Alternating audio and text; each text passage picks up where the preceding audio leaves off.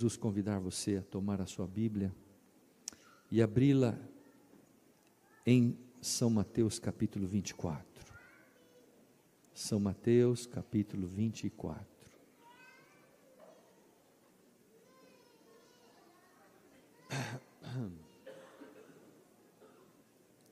São Mateus capítulo 24.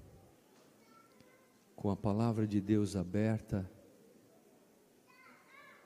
eu peço a você que com reverência, com silêncio, nós vamos agora curvar a fronte para orarmos ao nosso Deus. Feche seus olhos. Senhor Deus,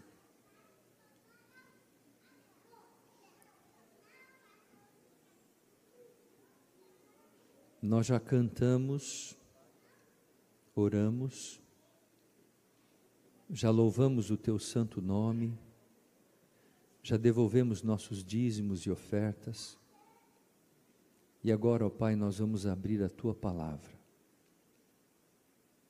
e vamos, nesse momento, estudá-la. Nesse instante, ó Deus, nós queremos suplicar, que o Teu Espírito abra o nosso entendimento,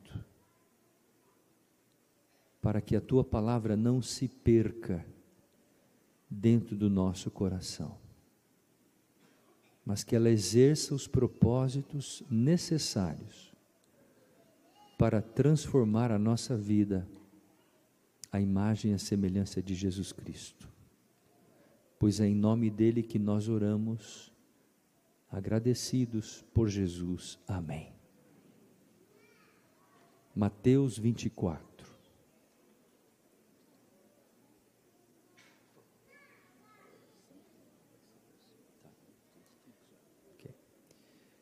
Versículo 3.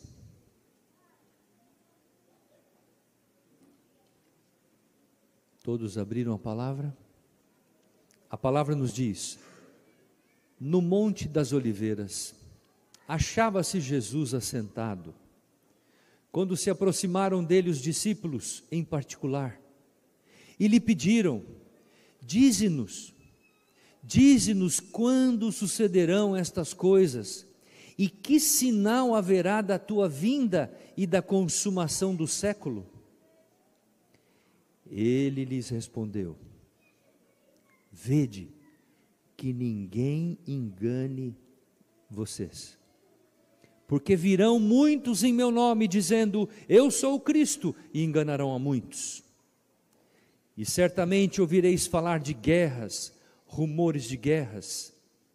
Vede, não vos assusteis, porque é necessário assim acontecer, mas ainda não é o fim, porque se levantará nação contra nação, reino contra reino, e haverá fomes, terremotos em vários lugares. Porém, tudo isto é o princípio das dores. Verso 9: então sereis atribulados e vos matarão, sereis odiados de todas as nações por causa do meu nome. Nesse tempo, muitos hão de se escandalizar, trair e odiar uns aos outros. Levantar-se-ão muitos falsos profetas e enganarão muitos. E por se multiplicar a iniquidade, o amor se esfriará de quase todos. Agora olha o verso 13. Aquele, porém, que perseverar, até quanto? Até o fim, esse será salvo. Pastor Estêncio, eu já estou na igreja há 10 anos. Pastor Estêncio, eu estou na igreja há 30 anos. Estou na igreja há 50 anos, pastor. Eu venho à igreja todo domingo, toda quarta-feira, todo sábado. Eu ajudo, eu participo dos vários ministérios da igreja. Eu me envolvo com vários departamentos. Eu participo no ministério de louvor. Eu sou uma pessoa ativa. Eu estou caminhando com a igreja. Mas eu quero dizer uma coisa em nome de Jesus a você nessa manhã, meu querido irmão, que me escuta de forma clara. Você pode estar há 10, 20, 30, 40, 50 anos na igreja, mas a palavra de Deus tem uma mensagem para você nesse dia. Ela está dizendo: aquele, pois, que perseverar até o fim.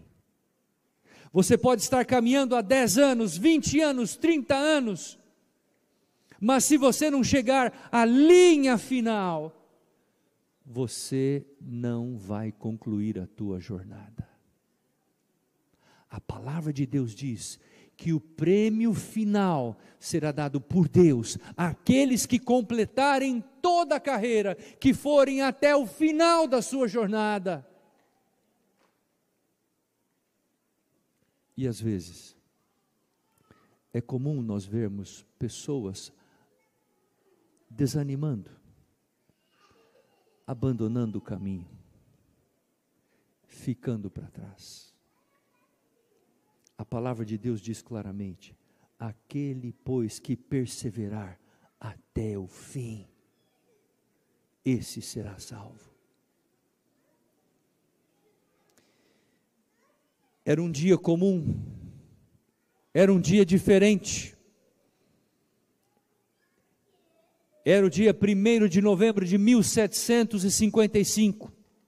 Milhares e milhares de pessoas estavam preparando-se para poder entrarem nas igrejas. Era o dia de finados. Esses homens e mulheres estavam todos indo em direção às igrejas, às paróquias, para relembrar o dia de finados. Local? Lisboa, uma das capitais mais importantes daquela época na Europa. E eles então, quando passou o horário do almoço, se dirigiram à igreja. Amanhã correu tudo certo, tudo bem, mas quando eles chegaram à igreja, eles perceberam que alguma coisa no ar estava diferente na capital. O ar estava pesado, os pássaros voavam de uma forma estranha, de um lado para o outro, e eis que por um momento, houve um imenso terremoto de magnitude de mais de 9 graus da escala Richter. Esse terremoto ocorreu no centro do Oceano Pacífico, em uma região a 300 quilômetros da cidade.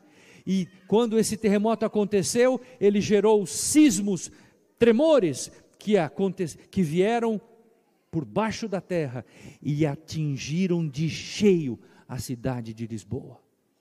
Milhares de pessoas já estavam dentro das igrejas. Em uma questão de 20 segundos, foram ceifadas mais de 40 mil vidas que foram soterradas pelas paredes das igrejas. Mas a história não para por aí, porque algum tempo depois, grandes tsunamis vieram em direção à capital e varreram todos os escombros daquilo que o terremoto havia destruído,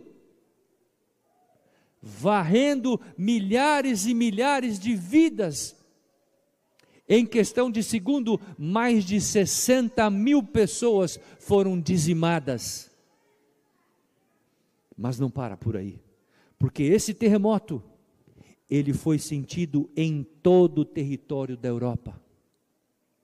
Esse terremoto foi sentido em várias partes do território da Ásia, foi sentido na África, foi sentido na Oceania e foi sentido no Rio de Janeiro, porque vários cientistas que estavam acompanhando os sismas deram registros de que os tremores também abalaram a cidade do Rio de Janeiro.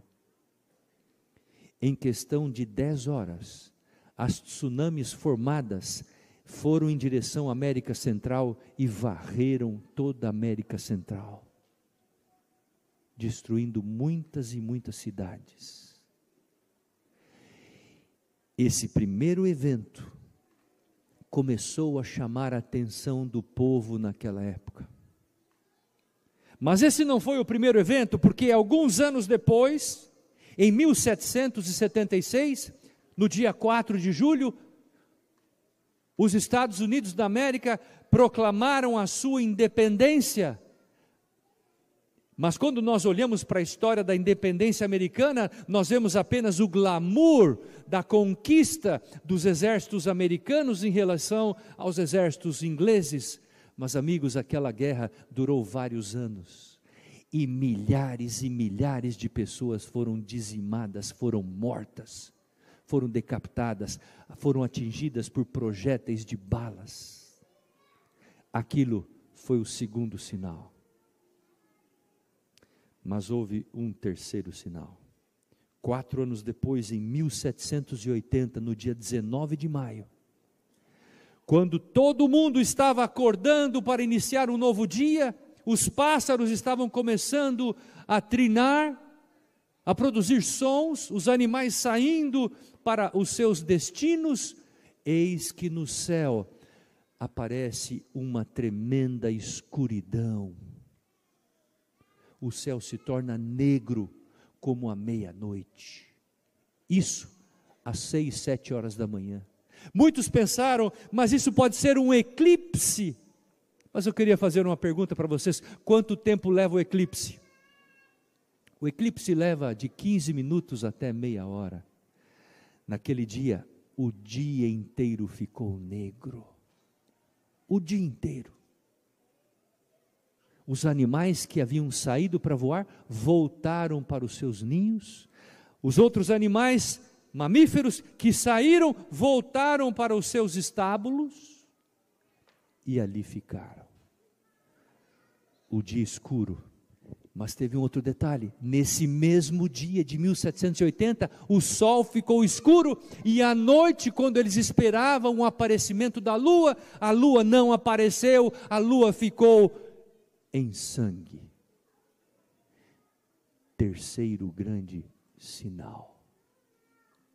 Mas não parou por aí, porque alguns anos depois, em 1789, em fevereiro, eis que houve uma extrema revolução na França. Ficou conhecida como a queda da Bastilha, ou a Revolução Francesa, que foi dominada pelo pensamento racionalista. E nesta revolução, amigos, centenas e milhares de pessoas foram mortas, decapitadas. Isso aconteceu em 1789.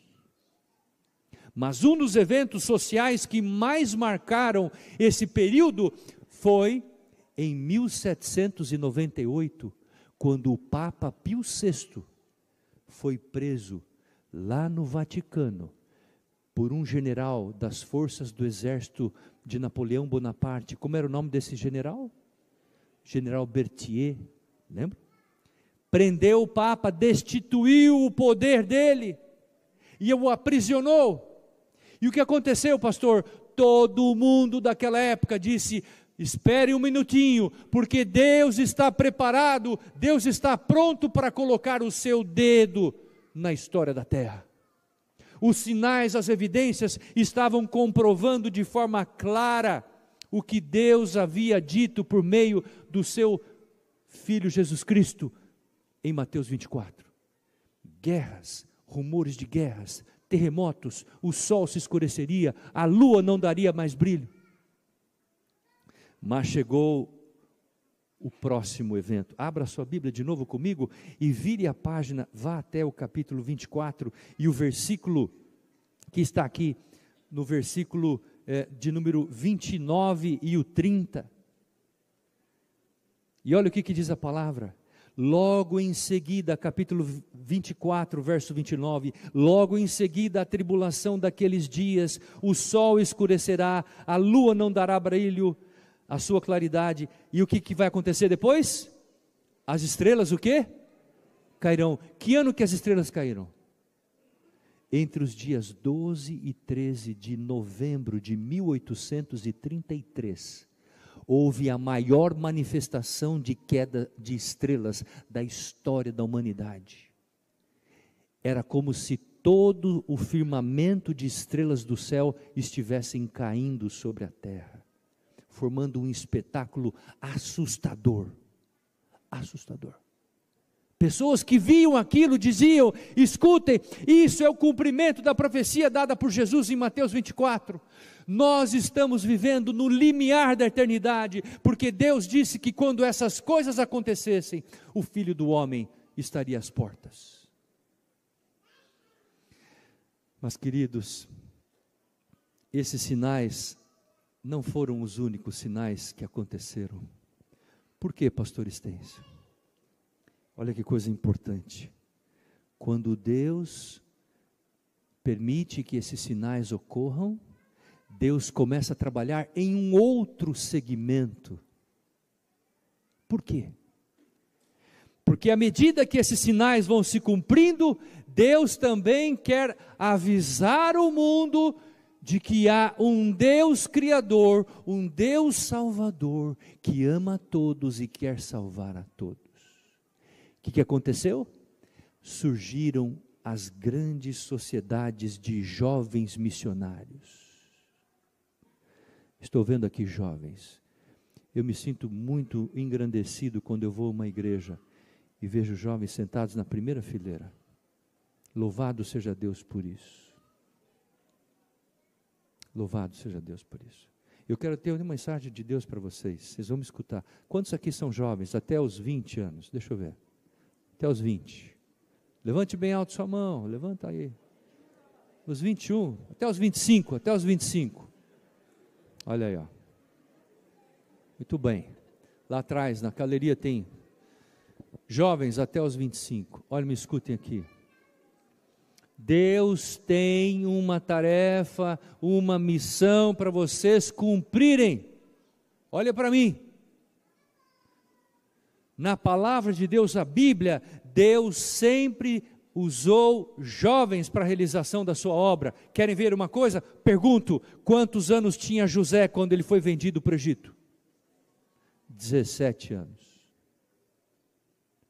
Quantos anos tinha Daniel quando ele foi para as cortes de Babilônia? 17 para 18 anos. Quantos anos tinha João Batista quando ele foi chamado para anunciar a vinda de Cristo? Quantos anos ele tinha? De acordo com cronologistas, ele tinha de 17 para 18 anos. Quantos anos tinha Maria quando gerou Jesus? Por volta de 17 e 18 anos. Pastor Estêncio, mas espera um minutinho. E quantos anos tinha Ellen White quando recebeu o dom para ser uma profetisa?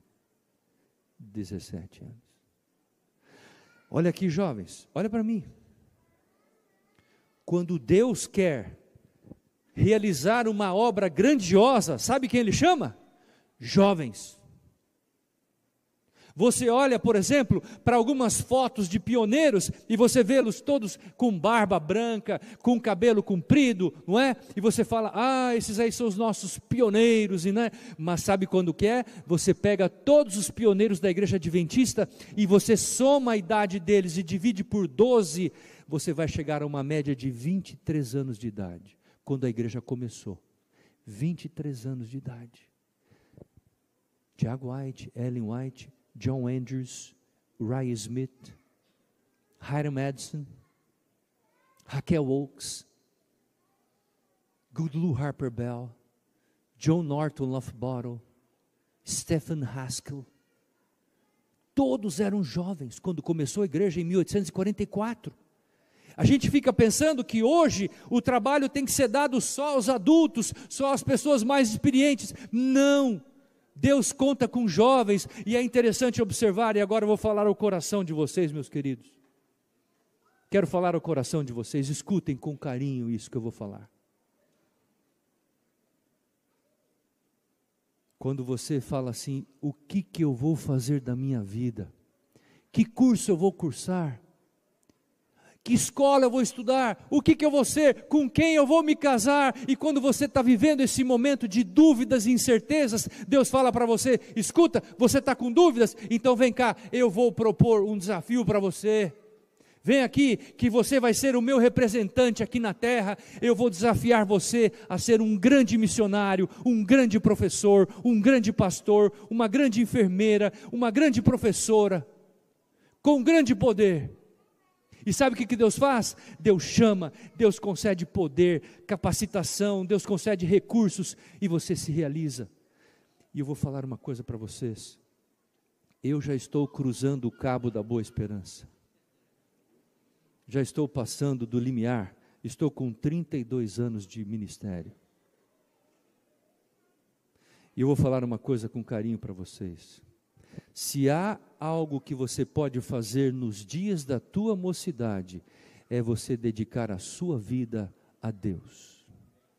É a coisa mais bonita, mais importante que você pode fazer na sua mocidade. E aqui eu não estou falando só para jovens também nesse aspecto, para todos. Quando Salomão diz lá assim, lembra do teu Criador nos dias da tua mocidade.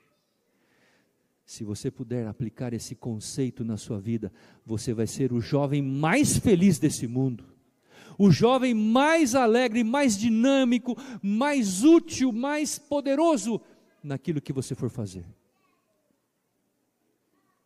E Deus vai estar com você. Deus estava preparando um grupo de missionários, surgiram as sociedades missionárias na Europa.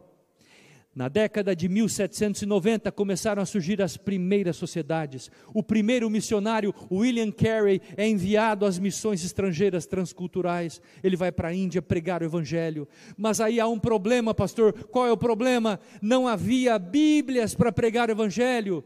Porque a Bíblia só estava traduzida em poucas línguas. Por exemplo, o hebraico, o grego, o latim, o alemão, o português, o inglês.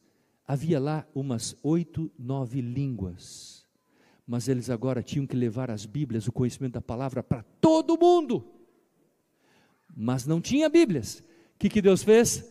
Deus fundou as sociedades bíblicas nessa época, e as sociedades bíblicas começam a produzir Bíblias em várias línguas e dialetos. Eu participei de uma comissão, um fórum bíblico há pouco tempo, na Sociedade Bíblica em São Paulo, Sociedade Bíblica Brasileira. Sabe quantas línguas existem hoje, queridos, no mundo? De acordo com eles, 7.140 línguas e dialetos. Quantas Bíblias nós temos impresso, pastor, hoje? 4.100 Bíblias em línguas e dialetos. Faltam quantas línguas? 3.000. O projeto é que até o ano de 2033, nós teremos a cobertura de todas as línguas da terra publicadas da palavra de Deus. Assim, queridos, foram fundadas as sociedades bíblicas para poder levar a palavra de Deus para a Índia, para a China, para a Austrália, para todos os cantos da terra. E nesse contexto, queridos, surgem os pregadores da palavra de Deus, que se levantam. E agora eu quero destacar alguns deles. Nessa época, quando todos os estudiosos estavam olhando para o cumprimento das profecias bíblicas, eles então disseram: nós estamos vivendo nos últimos dias da história da humanidade, porque as profecias de Daniel e Apocalipse estão se cumprindo, conforme Jesus Cristo disse no sermão profético em Mateus 24. E eles começaram a estudar as profecias de Daniel e Apocalipse. Vários personagens. Dentre eles se destaca esse personagem que está na tela. Como era o seu nome? Como era o seu nome? Quem é esse personagem? Guilherme Miller. Esse personagem, amigos, ele não era tão jovem, mas ele era muito estudioso. Ele começou a estudar a Bíblia, e ele foi de verso em verso, do Gênesis ao Apocalipse, tentando harmonizar cada texto da palavra de Deus, sem perder um ponto. Ele estudou ponto a ponto. Mas notem, ele não era o único pregador da palavra. Além dele, tinham 75 outros pregadores que estavam pregando a mesma mensagem ao redor do mundo. E queridos, qual era a mensagem que eles estavam pregando? Olha aqui, a mensagem deles era uma só: arrependei-vos, arrependei-vos, pois é chegado o reino dos céus. Arrependei-vos, arrependei-vos. Jovens saíam pregando, dizendo: Jesus está voltando, Jesus está voltando, preparem-se, preparem-se, porque Jesus está voltando, e Ele virá e não tardará, arrependei-vos, arrependei-vos. Jovens, pessoas de meia idade, e eu quero falar agora uma outra classe de pessoas que trabalhou pregando. Sabe quem eram? Crianças. Crianças de 7, 8, 9 anos subiam sobre as mesas para poder pregar a plenos pulmões a mensagem: arrependei-vos, arrependei-vos, Jesus está voltando, Jesus está voltando, preparem-se, preparem-se. E esse homem começou a pregar em 1831. Pastor Estêncio, quantos anos ele tinha quando começou o seu ministério? Essa é a pergunta. 49. Você poderia dizer como que uma pessoa de 49 anos pode começar a pregar o Evangelho? Alguns diriam: isso não é para mim, pastor, isso não é para mim, isso é para os outros, isso é para o pessoal mais jovem. Não, ele disse: eu vou pregar. E sabe o que acontece quando ele tomou a decisão de pregar? Deus concedeu a ele força, energia, compreensão. Deus concedeu a ele sabedoria para pregar e falar cada palavra que ele falava. Ele pregava em média, queridos, 3 vezes por dia. Ele pregou mais de 4.000 sermões ao longo de 14 anos. 4.000 sermões ele pregou. Você pode imaginar isso?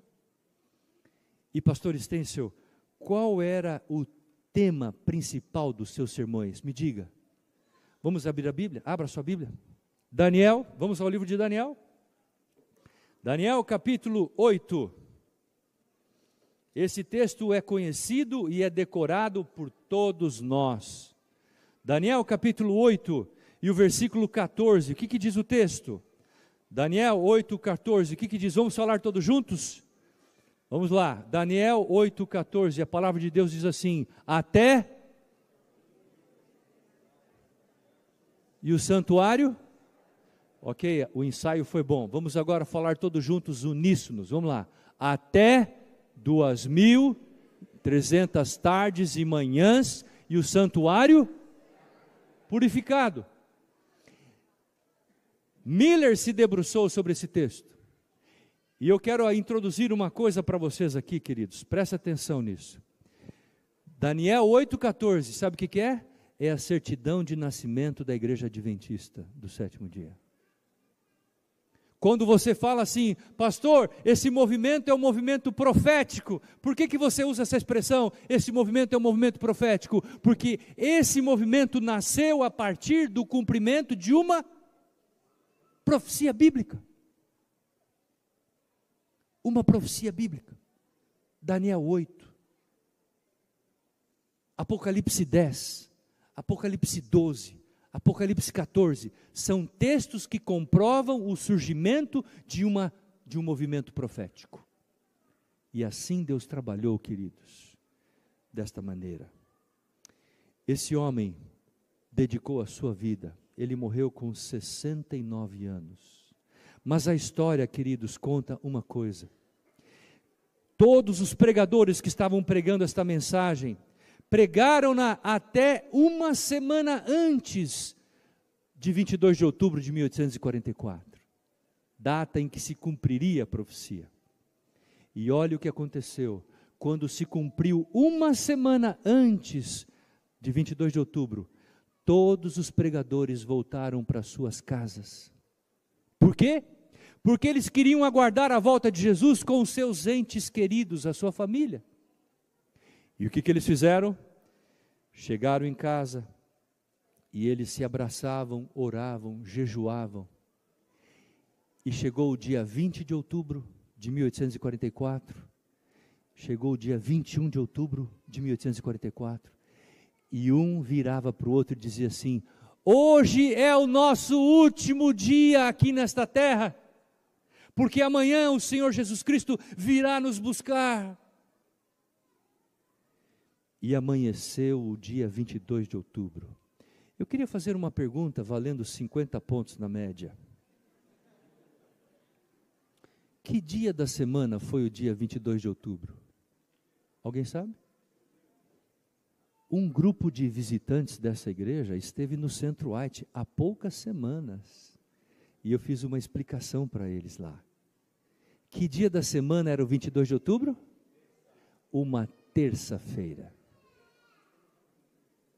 Segunda-feira, o último dia na terra. Terça-feira amanhece. Quando amanhece a terça-feira, um abraça o outro, um beija o outro e um diz para o outro: hoje é o nosso último dia na terra. Vamos aguardar o Mestre, o Senhor Jesus Cristo, a tão bem-aventurada esperança. E eles saíram, alguns foram para os bosques, outros subiram as montanhas, outros foram para os lagos, as campinas, outros ficaram dentro de casa. E eles olhavam o seu relógio. 9 da manhã, 3 da tarde, 6 da tarde, 9 da noite. Nada. Não havia nenhum sinal no céu, nenhuma nuvem, absolutamente nada. E eles disseram para uns aos outros: Jesus não veio, Jesus nos abandonou. E aí uma pessoa disse: espera, não está escrito na Bíblia que ele poderá voltar à meia-noite? Então vamos aguardar até a meia-noite. E eles ficaram até a meia-noite, com grande expectativa. Quando o relógio tocou meia-noite, eles saíram para fora, para ver algum sinal no céu, e não havia nada. Todo o zelo, todo o esforço e empenho que eles dedicaram para pregar esta mensagem, se tornou em um grande desapontamento. Porque a expectativa da volta de Jesus não se cumpriu na vida deles. E naquela noite, eles passaram a noite inteira chorando, em prantos, em dores e lamentos. Porém, eu quero destacar aqui o grande porém da coisa. No dia 22, houve um grande desapontamento. Mas no dia 23, que era uma quarta-feira, um dos seguidores de Miller, chamado Hiram Edson, estava no celeiro da fazenda de seu pai, lá em Nova York, num estado, lá na parte do norte de Nova York. Ele estava orando com seus amigos para aguardar a volta de Jesus. E esse homem com mais de 30 anos, ele, após oração, na manhãzinha do dia seguinte, ele diz para os seus colegas: escuta, vamos avançar para ir para outra cidade. E eles então atravessam um milharal. E quando Hiram Edson está andando com companhia de outros colegas, ele olha então para o céu, ele vê uma cena. E nesta cena que ele vê Jesus Cristo se levantando do lugar santo e andando em direção ao lugar santíssimo. Esta cena trouxe para ele a compreensão do que havia acontecido no dia 22. Você vê como que Deus cuida da sua igreja, do seu povo? Você vê como Deus estabelece padrões e parâmetros para cuidar daqueles que o temem, que o buscam de todo o coração? Quando Jesus sai da sepultura e ele vê 2 discípulos andando a caminho de Emaús, estão cabisbaixos, chorando a separação do mestre, Jesus aparece àqueles 2 discípulos que estavam desanimados e faz o que com eles? Começa a estudar a Bíblia com eles. Olha, você lembra o que Moisés falou sobre o Messias? Você lembra o que Isaías falou? E então eles se recobraram a consciência e disseram: olha, é verdade. Jesus apareceu a eles e trouxe a eles a explicação do que havia acontecido. Assim, meus queridos, naquele momento, inicia-se um grande movimento, daquilo que nós conhecemos, o movimento da Igreja Adventista do Sétimo Dia. Porém, com o cumprimento desta profecia, Deus agora separa um grupo de homens e mulheres para poderem levar avante esse movimento. Esta igreja queria pregar a última mensagem de salvação a um mundo a perecer. Mas pastor, o que de fato aconteceu em 22 de outubro de 1844? Jesus não veio, mas a profecia se cumpriu, sim ou não? Sim. O que se cumpriu? O que se cumpriu? Jesus entrando no lugar santíssimo. As portas do lugar santo haviam sido fechadas. As portas do lugar santíssimo estavam agora abertas, para Jesus iniciar um novo momento no santuário celestial.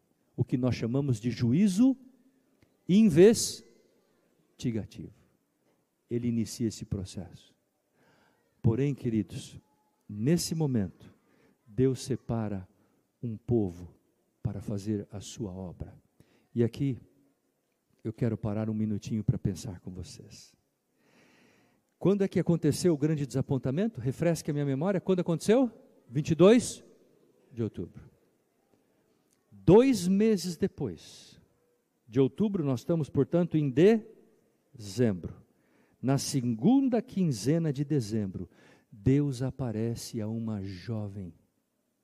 O seu nome? Ellen Gold Harmon, em princípio, porque ela não era casada. Ellen Gold Harmon, uma jovem de 17 anos. Qual era o estado dela, pastor? Ela estava sofrendo de uma terrível tuberculose. Os médicos disseram a ela que ela não sobreviveria, ela iria morrer. Não tinha chance alguma, ela escarrava sangue, ela não conseguia falar. Deus havia chamado um outro jovem de 23 anos, chamado Hazen Foss, um jovem culto, sábio, que tinha uma condição financeira razoável. Deus chamou esse jovem, e o jovem fez o quê? Declinou. Não, eu não sou preparado para isso, chame outra pessoa.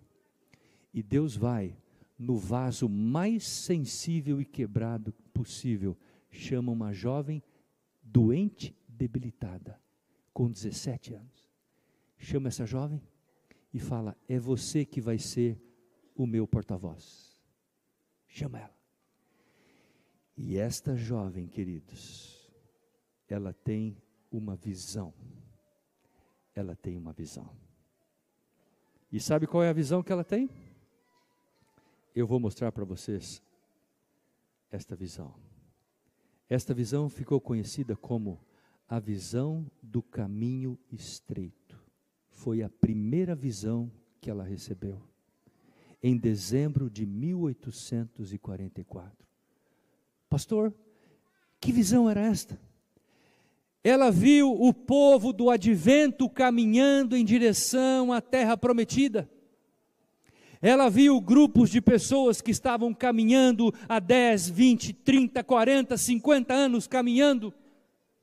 Ela viu jovens, crianças, adultos, idosos que estavam a caminho da terra prometida. Mas ela observou um fato, um fenômeno. Ela viu que aqueles que permaneciam com seus olhos fixos em Jesus, começavam a sua caminhada e concluíam a sua caminhada até o destino final, nas portas de Canaã. Mas ela vê um outro grupo de pessoas Pode passar de novo. Ela vê um outro grupo de pessoas. Que outro grupo de pessoas era essa? Era um grupo de pessoas que começaram a sua caminhada. E que em um dado momento começaram a dizer assim: está muito cansado, o caminho é muito longo, pastor, o caminho é muito longo, eu não vou conseguir chegar lá. E essas pessoas começaram a se assentar às margens do caminho. Jesus Cristo saía do seu lugar e ele então levantava essa pessoa e dizia: não desista, não desista, o céu é logo ali, continue caminhando. E essa pessoa se levantava do caminho e dizia: glória a Deus, Jesus nos salvou, e continuavam a sua caminhada até o desfecho dos portais da Canaã. Mas Deus mostrou para essa jovem um terceiro grupo. Que grupo era este, pastor? Era um grupo feito de homens e mulheres, jovens e crianças, que haviam estado na igreja há 10, 20, 30 anos, mas que em um dado momento da sua caminhada, eles estavam caminhando, deixaram de olhar para Jesus e começaram a olhar para trás, olhar para os lados e dizer um para o outro: escuta, será que esse aqui é o povo de Deus? Será que esse aqui é o povo do advento? Será que esse aqui é o caminho certo que vai nos levar à Canaã celestial? Ou existe um outro caminho? Escuta, será que aquele lá é Jesus, o nosso Senhor e Salvador? Ou existe um outro caminho de salvação para nós? E eles começaram a colocar no seu coração de que eles não continuariam mais a sua caminhada. O que fizeram? Se assentaram à margem do caminho, e com o seu desejo de não mais continuar caminhando, Deus nada podia fazer por eles. Eles se assentaram ali, e dali se lançaram abismo abaixo, para nunca mais alcançarem a salvação e a vida eterna. Pastor Estêncio, qual é a lição que o Senhor quer trazer para nós? Abra sua Bíblia comigo em Hebreus. Hebreus. Vamos ler a palavra de Deus em Hebreus. Hebreus, escrito pelo apóstolo Paulo. Hebreus capítulo 10. Olha que coisa fabulosa. Hebreus capítulo 10. A palavra de Deus nos diz no versículo 35. Atentem, sublinhem esse texto. Sublinhe esse texto na sua Bíblia. Hebreus 10, 35 diz assim: não abandoneis, portanto, o quê? A vossa confiança. Não abandoneis a vossa confiança. Ela tem grande galardão, ela tem grande recompensa. Deus está falando para você: não abandone o teu caminho, porque você vai receber a recompensa final das mãos de Jesus Cristo. Verso 36, com efeito, tendes necessidade de fazer o quê? Me ajudem, tem necessidade de fazer o quê? De perseverar. Não abandone o seu caminho, persevere, diz a palavra de Deus, para que havendo feito a vontade de Deus, alcanceis o quê? A promessa. E qual é a promessa? Olha o verso 37. Porque ainda dentro de pouco tempo, aquele que vem, virá. E não? O que você diz? Aquele que vem, virá. Mas queridos, muitos vão perder o céu, porque abandonaram o caminho. Muitos perderão o céu, porque não foram perseverantes. Não perseveraram até o fim. E agora, queridos, abra sua Bíblia em Hebreus 12, versículo 1. Olha que coisa fabulosa, Hebreus 12, versículo 1. Sublinhe esse texto na sua Bíblia. A palavra de Deus diz assim, Hebreus 12, 1. Portanto também nós, visto que temos a rodear-nos tão grande nuvem de testemunhas, desembaraçando-nos de todo o peso, de todo o pecado que tenazmente nos assedia, corramos com quê? Por favor, falem mais alto. Corramos com quê? Com perseverança. A carreira que nos está proposta, olhando firmemente para quem? Para o autor e consumador da fé, Jesus. Queridos, olhem para mim aqui. Se você quiser chegar ao céu, mantenha seus olhos fixos em Jesus. Olhe para Jesus. Olhe para Jesus. É a sua única saída, é a única forma segura de você manter no caminho. E persevere, não desanime. Eu falava para a classe aqui dos músicos hoje de manhã. Eu vou falar para vocês com muito amor e carinho. Escutem atentamente. O que Deus poderia fazer mais para poder salvar você? Pare para pensar um pouquinho. Você já parou para pensar o que Deus colocou à sua disposição para que você fosse salvo? Olha bem o que Deus colocou. Deus colocou o Pai 24 horas à sua disposição. O Filho, Jesus Cristo, 24 horas à sua disposição. Deus colocou o Espírito Santo 24 horas à sua disposição. Presta atenção, Deus colocou os anjos grandiosos em poder 24 horas à sua disposição. O que mais, pastor Estêncio? Deus colocou a sua palavra, a Bíblia, à nossa disposição 24 horas. Pastor Estêncio, o que Deus colocou mais à nossa disposição? Os testemunhos do Espírito de Profecia, 24 horas à nossa disposição. Pastor, quem mais Deus colocou à nossa disposição? A igreja, essas pessoas que estão ao seu redor, o seu esposo, sua esposa, os seus filhos, os seus amigos, os líderes da igreja, o pastor, os diáconos, os diretores de departamento, esses estão todos caminhando juntos para o céu. E eu queria dizer uma coisa em nome de Jesus para você, escute com atenção. A decisão para ir para o céu é individual. Ninguém pode escolher pelo outro. Porém, ninguém vai chegar no céu sozinho. Ninguém chegará no céu sozinho. Por que o senhor está dizendo isso, pastor Estêncio?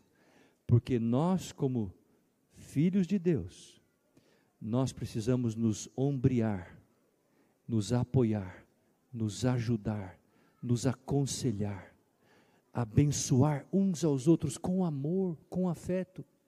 Não criticando, não falando mal, mas apenas apoiando, amando, ajudando as pessoas que estão no mesmo caminho que eu estou. Quando isto acontecer, meus amigos, Jesus vai voltar para buscar os seus filhos, e Ele vai buscar todos nós. E eu queria agora encerrar esse momento, lendo com vocês o primeiro texto que eu li. Abra sua Bíblia em Mateus 24. Abra sua Bíblia. 24, versículo 13. E aqui encerramos. Mateus 24, 13. Grave esse texto na sua Bíblia. Esse texto é poderoso.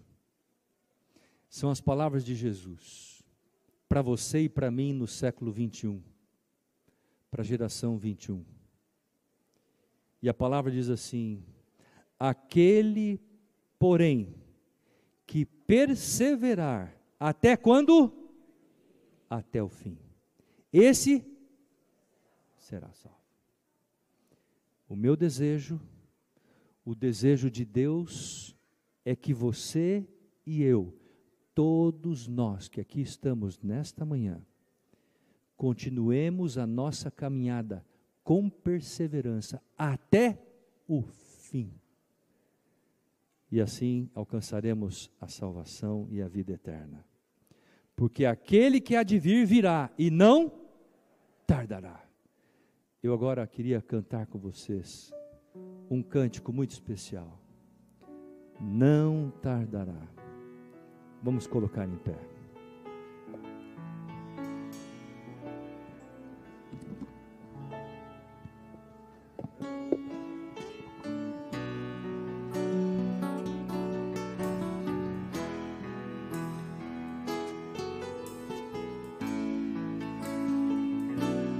Vamos cantar, igreja? Louve o nome de Deus. Não tardará.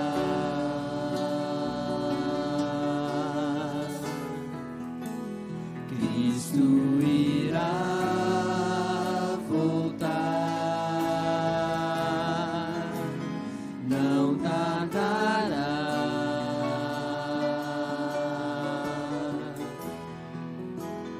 Vamos para o lar.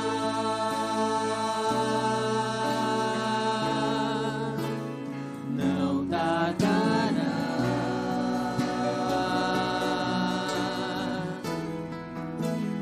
Cristo irá voltar. Não tardará.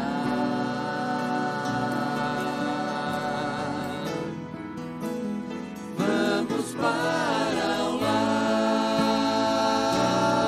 E agora eu quero ouvir só a igreja.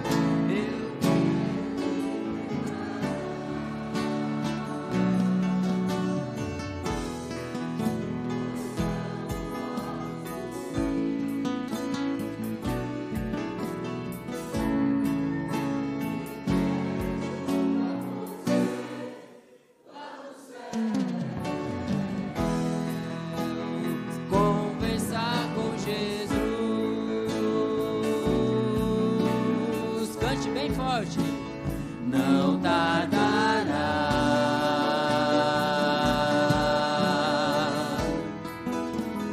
Cristo irá voltar. Não tardará.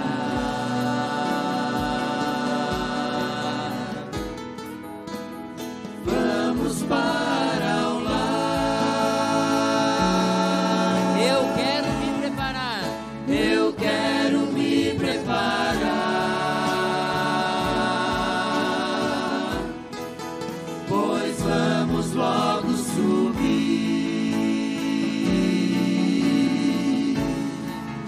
E quero junto a você lá no céu conversar com Jesus. Mais uma vez agora só a igreja. Não tardará.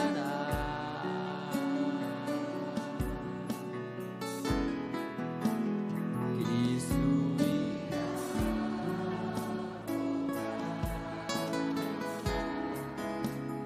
não tardará. Diga bem forte e bem alegre agora. Vamos para o lar.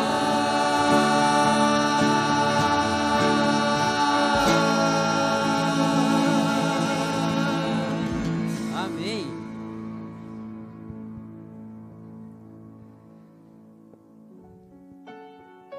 Pai eterno, Tu conheces o coração de cada um dos Teus filhos que aqui estão nesta manhã.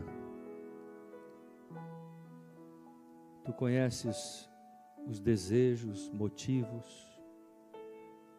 Tu conheces desafios, pecados.